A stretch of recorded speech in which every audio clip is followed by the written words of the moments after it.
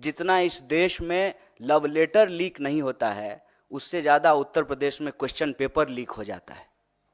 मतलब नौजवानों की स्थिति यह है कि एक तरफ या तो भर्ती नहीं की जाती है, भर्ती की प्रक्रिया शुरू होती है तो प्रश्न पत्र लीक हो जाता है, और पूरी की पूरी प्रक्रिया जो है वह न्यायालय के अधीन चली जाती है। और आप भर्ती की प्रक्रिया और उसमें होने वाले प्रश्न पत्र की तो अलग बात है। अभी आज आप लोगों ने देखा होगा कि उत्तर प्रदेश में बोर्ड के पेपर भी लीक हो गए हैं। ये जो देश के नौजवानों के साथ इतना बड़ा अत्याचार हो रहा है, और मैं आप सब लोगों से एक आंकड़ा साझा करना चाहता हूं। अभी से कुछ महीने पहले ही 1 घंटे से कम समय में 1 नौजवान आत्महत्या कर रहे थे देश में। अभी का आंकड़ा यह है कि 1 घंटे से कम समय में 2 नौजवान आत्महत्या कर रहे हैं।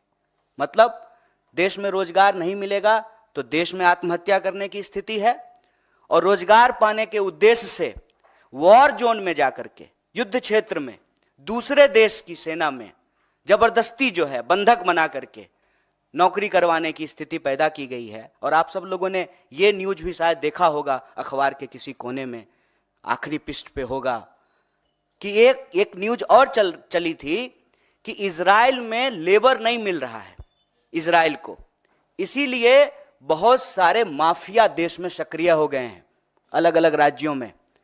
और जो हमारे देश के नौजवान हैं उनको एक तरीके से उनकी मजबूरी का फायदा उठा करके, और एक कहावत आप लोगों ने सुना होगा, मरता क्या ना करता, बहला फुसला करके, सपने दिखा करके कि विदेश में आपको नौकरी मिल रही है, देश के नौजवानों के साथ, उनके भविष्य के साथ खिलवाड़ किया जा रहा है।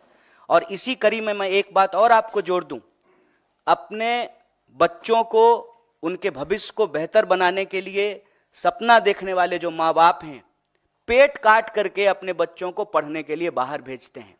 और आए दिन यह खबर सुनने को मिलती है फिर से अखबार के किसी आखिरी कोने में कि कभी अमेरिका में जो है किसी नौजवान को किसी यूनिवर्सिटी में मार दिया गया है, भारतीय नौजवान को, कभी ऑस्ट्रेलिया में मार दिया गया है, कभी यूरोप के किसी कोने में मार दिया गया है। और इन सब के बीच दावा क्या किया जाता है? विश्व गुरु का। विश्व गुरु नहीं है गुरु, आप पक्का से ना विश्व गुरु हैं, और आप इस देश के नौजवानों के भविष्य में जहर घोल रहे हैं।